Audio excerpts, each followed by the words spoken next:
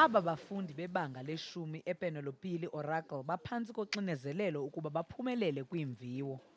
Oyena mntwana ugqwesileyo kwiphondo leRhawuti kunyaka ophelileyo uphuma kwesi sikolo. Kwaye nomphathiswa wezemfundo ulindele okukwafanayo. Government and the state has invested so much on them up until now.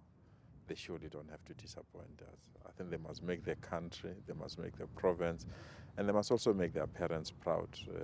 And we wish you the best, but we want them to compete with the best in the world. And I'm hopeful they're going to make us proud. Abafundi bebengawaginyi ncam amathe ngephepha labo lokuqala. To me, it was fairly simple because I never faced difficulties.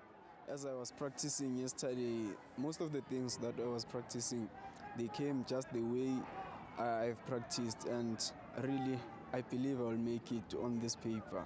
I've been using the previous question papers to practice, so it was pretty much the same thing. The only difference, ukuthi, it's different stories, it's different examples. My first paper, English, of which it was very difficult to answer, but through my effort and my hard work that I've put, studying through the whole time, I've managed to tackle the paper the way I was supposed to do.